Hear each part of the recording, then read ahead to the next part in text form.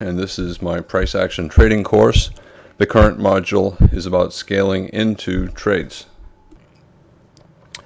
Scaling into a trade simply means adding to your current position and that you're confident that the trade will go your way soon, although you're not yet confident that the market has begun to go in the direction that you anticipate it will go.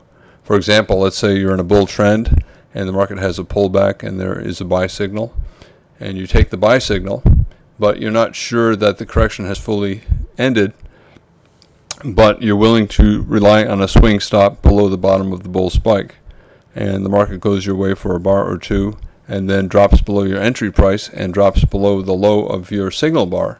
Since your stop is below the bottom of the spike, probably several points below where you are now if you're trading in the E-mini, you're still holding long because you believe that your premise is correct, that the bull trend is intact. What you can do is, if there's another signal, for example, let's say it occurs at a lower price, you get another bull reversal bar, you can add to your position, and that is a form of scaling into a trend that is going against you. The pullback is a bear trend within a larger bull trend, and you're adding to a losing position, but you're confident that your original premise is correct, that the bull trend is intact. Another way to scale in is when a trend is already going your way. For example, if you're in a strong bear trend and you took partial profits and you're continuing to swing part of your trade, and the market pulls back and gives maybe a low 2 short signal, you can add to your position. You took profits on part of your trade, you still are holding part for a swing, and now you have a new signal. Perhaps you'll want to put your scalp position back on, and then when the bear resumes, you scalp out of the scalp part and you continue to swing on the swing portion. So when you added that scalp portion, you were already profitable on your swing portion, and you just were going for an additional scalp. And then if the market continues to fall and you get another sell signal, you're still holding your swing portion, and you can again put your scalp position back on.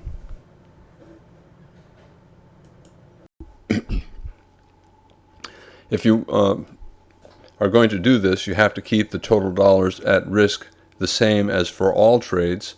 So you need two things. You need to trade very small, and you need a wide stop. Scaling into a trade is not for beginners, and only traders who are consistently profitable should consider adding it to their trading methodology. Scaling in involves additional decisions, and trading is complicated enough without making it more complicated by scaling in, and it's something that I think most traders should not consider. Beginners need to keep their trade management simple. They should have simple rules and simple plans, and have as few decisions to make as possible, especially once they're in the trade. As an example, I'm going to talk about a pullback in a bull trend. There are many ways to scale in as the pullback continues to grow. One reasonable approach is, when you're thinking about entering, first determine where the swing stop should be. Let's say you normally use a swing stop, let's say you normally use a stop of 20 cents in the spider, and you determine that the swing stop is 40 cents from where you're thinking that you want to enter. So you see a buy setup, but the swing stop is 40 cents below. What you should do is trade a quarter size for your first entry. If you were not scaling in and your stop size is double, you would trade 1/2 size, because then if you get stopped out, you lose your normal maximum amount. On the other hand, here you're going to be willing to risk to that to that swing stop 40 cents away.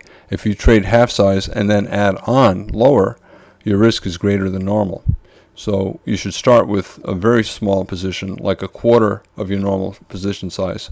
So if you normally trade, let's say, 400 spider shares, and you determine that your stop has to be twice what you normally use, you would trade 100 shares for your first entry, and then look to add another 100 as the market goes further against you, and exit the entire 200 at your swing stop, 40 cents from your first entry. If your premise is still valid and the market continues to fall, but it's still above your swing stop, you can buy that second quarter at a limit order at 50% down from the high. So you see where your stop has to be, which is probably the most recent high or low, and you see where the high of this current leg is. The market's pulling back from that. You can add a second quarter. In other words, if you normally buy 100 spiders, you would buy another 100 spiders at 50% down from the high, assuming again that your premise is still valid. An alternative to buying a 50% pullback is waiting to see if the market generates a second signal. If the market pulls back a little bit further, it may have a second signal, and then buy the second quarter position, the second 100 shares, as the second signal triggers. That second signal might be below your original entry. It might be at the same price as your original entry. It may even be a little bit higher than your second entry. In either case, you exit all if the swing stop is hit, the swing stop being 40 cents below your original entry. And you also exit everything if you feel that your premise is no longer valid. For example, if you bought believing it was a bull trend and now it's converting into a trading range, and you think it may even go below your swing stop but then turn up, don't wait for it to get down there. Once you believe that your original premise is no longer valid, get out. And you certainly need to get out if you see a convincing sell signal, especially one that is strong enough to convert the market to always in short.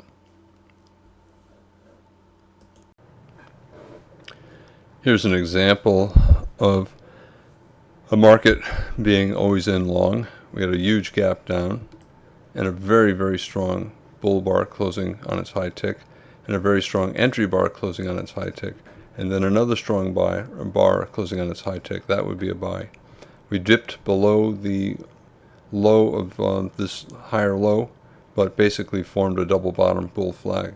So I think the market went always in long as it went above the first bar, and certainly by the close of the second. And this is more evidence that it's always in long. Another bull spike, another bull spike. So I think most traders believe that the market is always in long.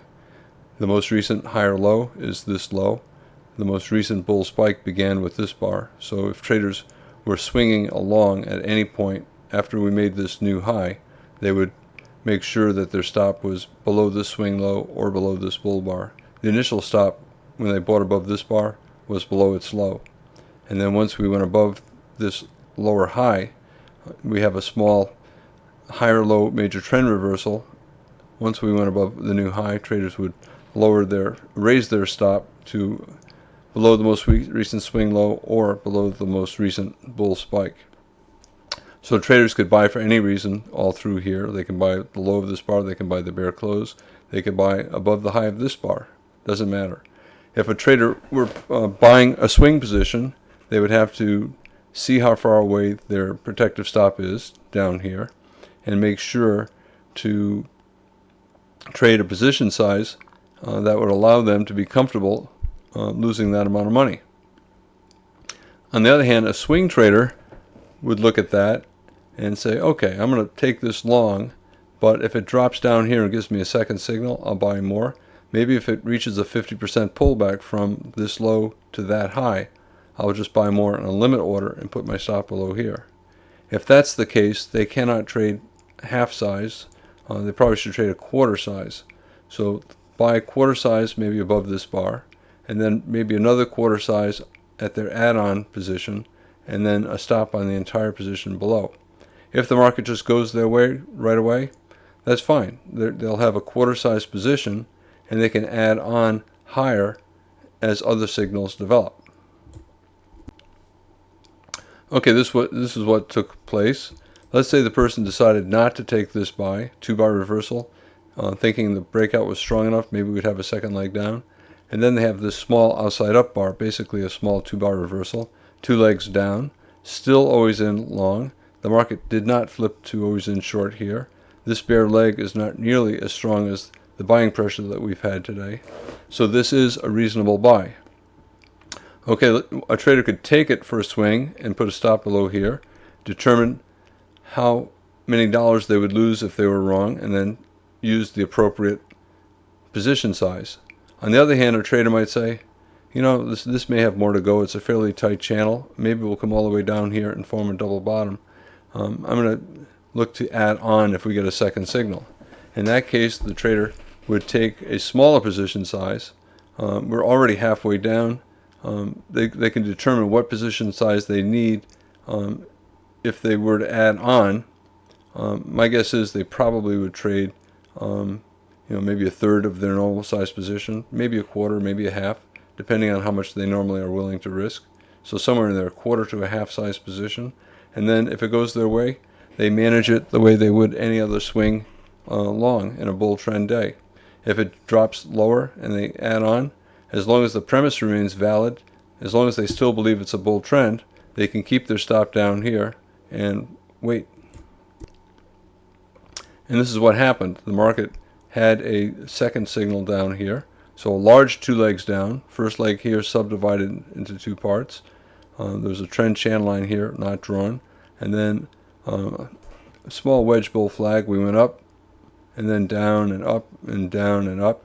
Or you could simply call it a low two short. But I think not strong enough to flip the market to always in short. Almost here. We're starting to get a series of bear bars. But bear bar, doji, bear bar, small bear bar. I think the selling pressure is less than we had in the rally. So it could be a trading range day, or this simply could be a big pullback in a bull trend day. The bulls will stay long as long as it stays above the higher low, maybe below, above the high of the strong bull leg up. So anyway, at this point, the market developed another bull inside bar, closing near its high. I think that's a reasonable long for two legs down. Traders might say, well, Al, that's a lot of selling pressure here. Let's wait for a second signal. They could have, and they got it over here. But either way, either they bought here or they bought here. They could have waited and bought here. Okay. Here we have a double bottom, bull flag. It's bull trend, always in long, so it's a double bottom, and breakout right here, and then a pullback. So this is a breakout pullback from this large bull flag, a double bottom bull flag. You could also look at this and say, it went down for about 20 bars, so it's a bear trend. Remember, all bull flags are bear trends. They're just smaller than the bull trend that preceded them, and they're so small that traders believe that they're simply pullbacks within the bull trend. So here we have a bear trend. We have a bull breakout above the top of the bear channel. I did not draw the channel line in. And now we have a pullback to a double bottom with this low. So this is a double bottom major trend reversal for the bear trend that began here, the bear flag that began here. And we're still on the, I think, the always in long that began at bar 1. So traders could buy small here, add on here, or add on here or here, and manage the trade like a swing long.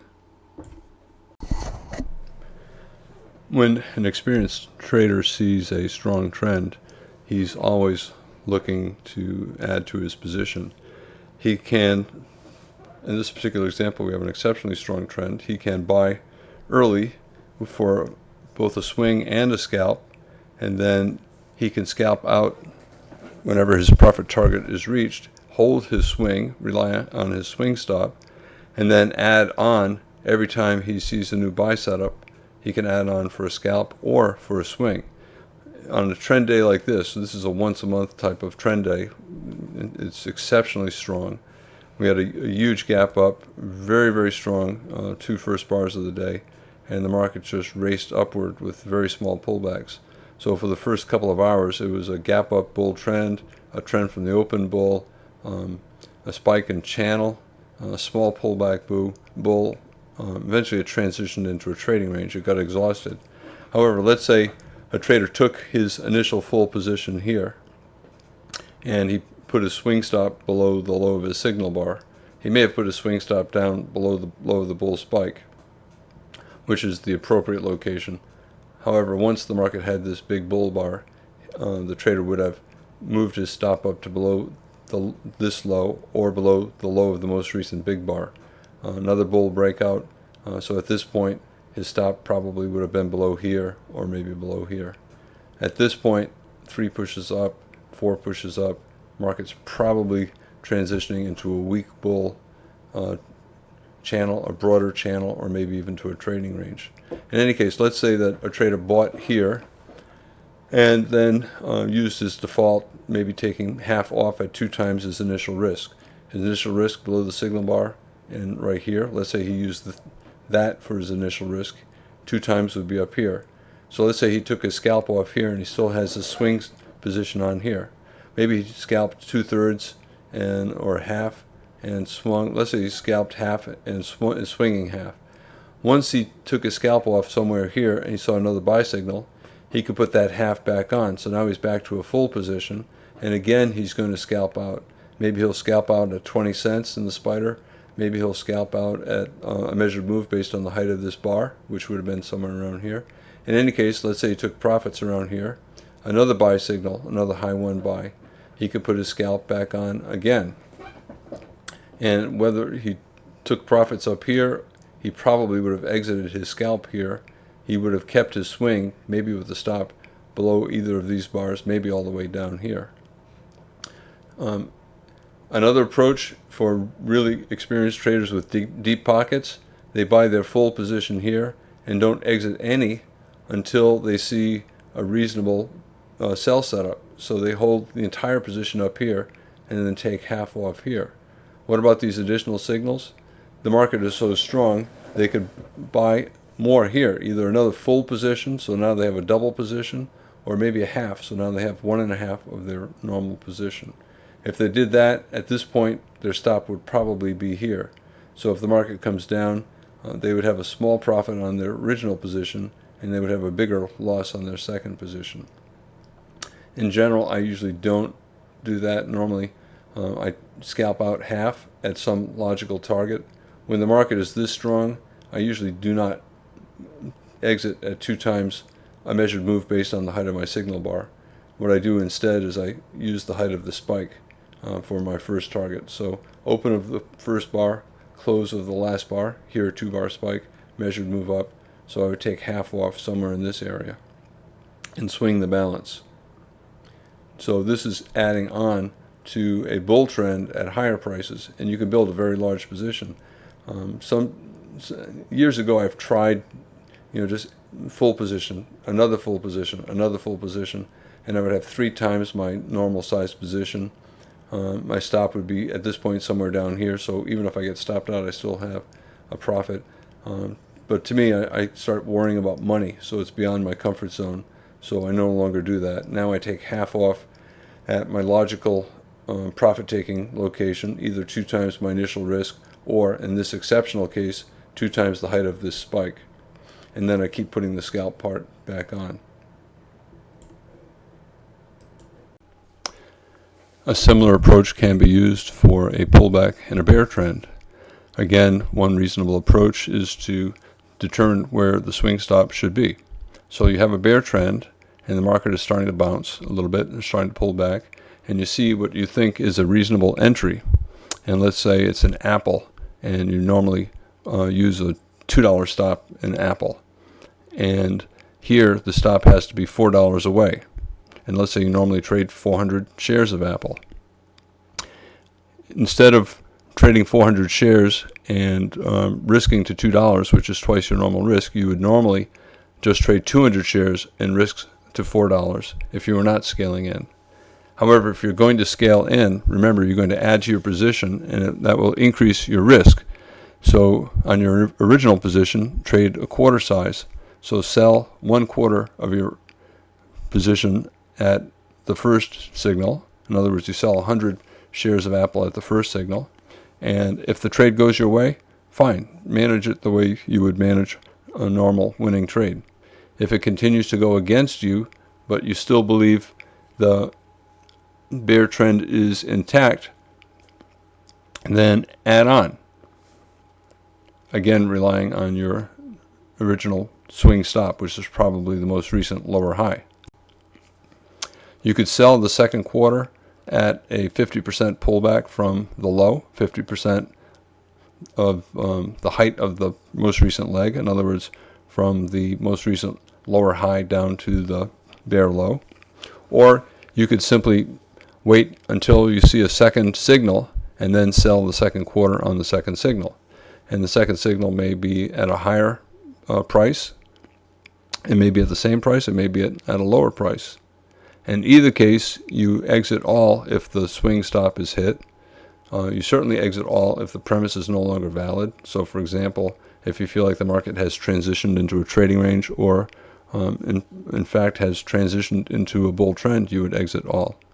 Otherwise, you would continue to hold your entire position, which is 1/2 of your normal position size, until whatever profit objective has been reached. Here's an example of scaling into a bear trend. The market gapped up, but then sold off and had 3 strong bear bars here. So it became always in short for most traders, certainly by this bar. For most traders, probably by this bar. There was a trading range, a breakout, and support down here at yesterday's close. Most traders would assume we're going down to test yesterday's close.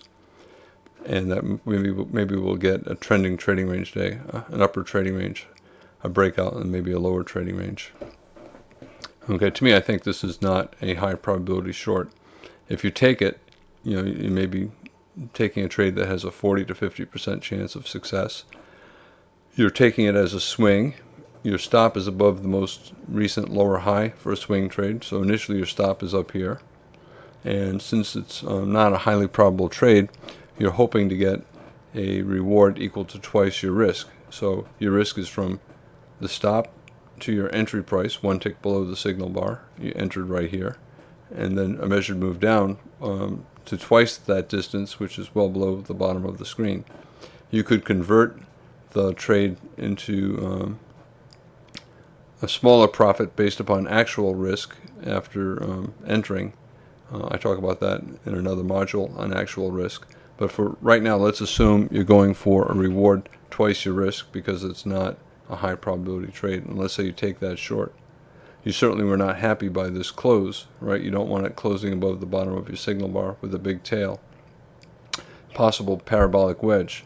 There's a slope across the bottom here and a steeper slope here, so it's parabolic, and it's 3 pushes down, so it's a wedge. It's possible that this is becoming the low of the day.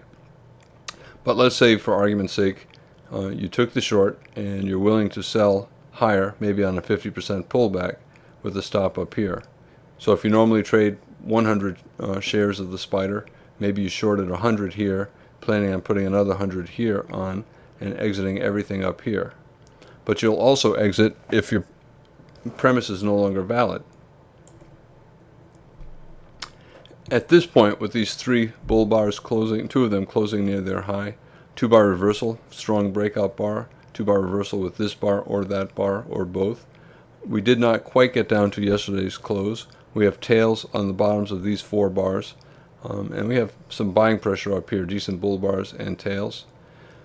The day at this point is probably back to always in long. So if you shorted here and your premise was that the market's in a bear trend and that you were going to scale in higher, maybe 50% pullback somewhere up in here, by the close of this bar, you'd have to conclude the market is always in long. So your original premise is wrong. You thought that you were in a bear trend, and now the market is always in long. So what do? Do you scale in and hope to get out, break even on the entire position, maybe exiting somewhere in the middle of your 2 prices? No, that's not what you do.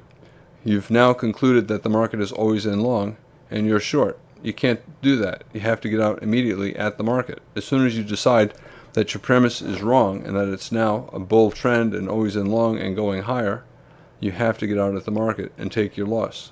And it's as simple as that. This leg down, 3 consecutive bear bars is good. However, it's still within yesterday's range. Yesterday's range had a lot of reversals.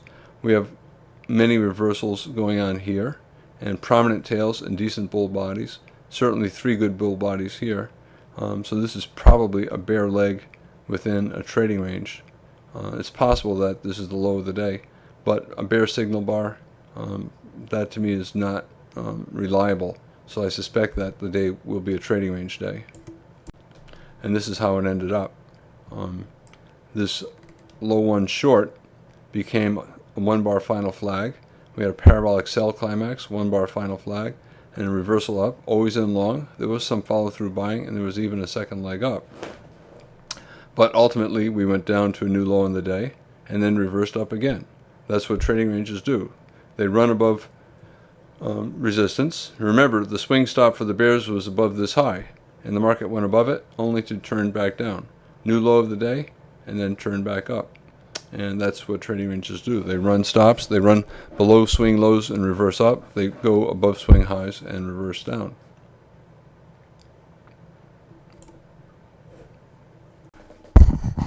You have to have a plan for adding on. How many times do you add on? At what intervals do you add on? What size do you add on? Do you do the same size every time, or do you trade larger positions on your subsequent entries? Okay, you can add on as the trade goes against you. You can add on as the trade goes in your direction. So for example, let's say you buy for a swing.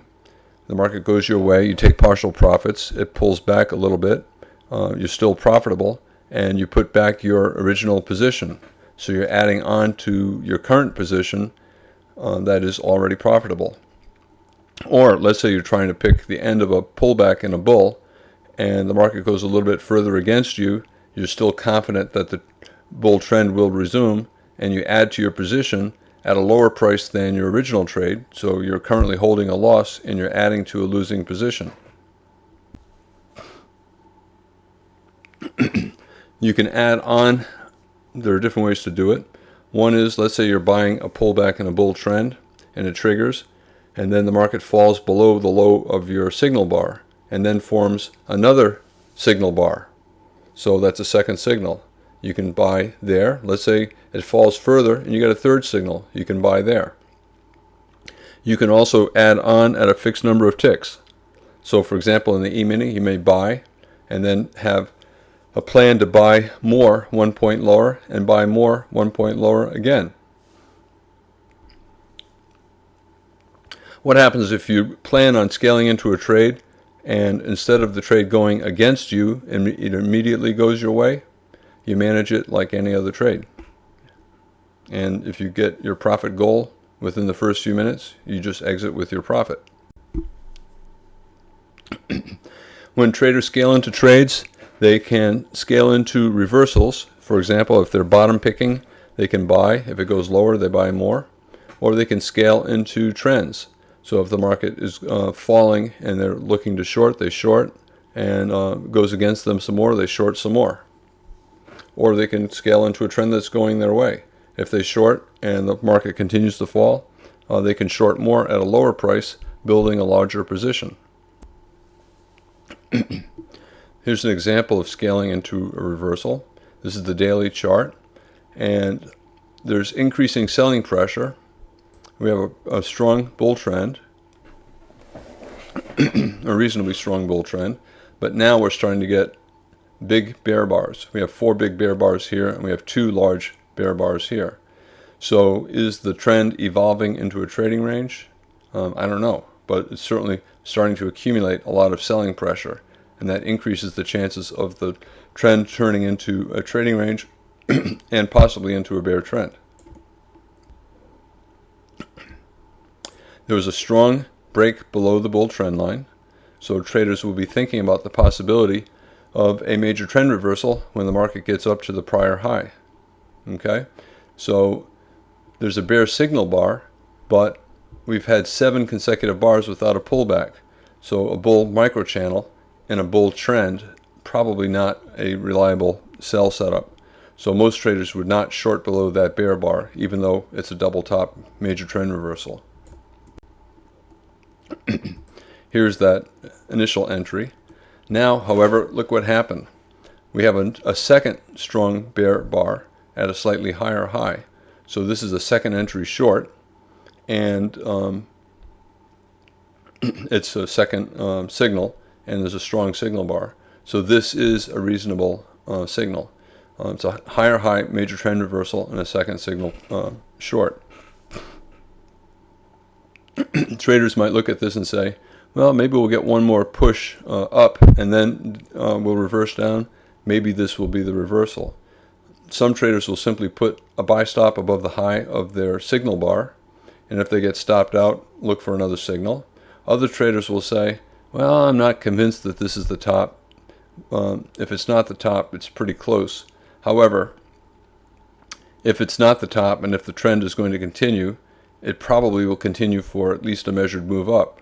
So let me place my stop around a measured move up. So this would be slightly above a measured move up, below the bottom of the trading range, top of the trading range. Here's a measured move up.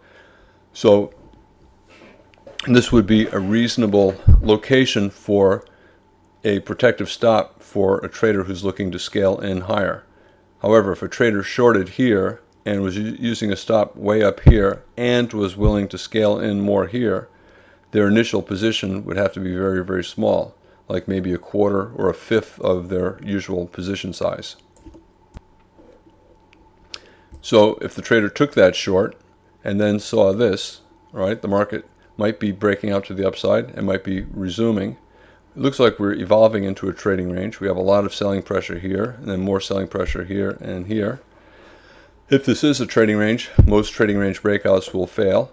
This is an attempt to break out. So if the bears are right that this is a major trend reversal or a trading range, this breakout should fail. And these bears who shorted down here might rely on their initial stop up here and take a chance that this breakout will fail. Some traders would simply get out above this high, and if this reverses again, short again. And this is what happened. Here's that bull breakout, and next bar opened way down here. And then we had another push up to another high, a fourth high, 1, 2, 3, 4, a bear inside bar, a bear outside bar closing on its low. So we're getting another strong bear bar after reaching a new high. This would be a reasonable sell signal. So if the traders were willing to scale in higher and they shorted here, this would be a good location for them to short again. And by the close of this bar, they probably would place their stop on their entire position above the high of this bar. That would be two strong bear bars. This would be an extremely strong bear bar.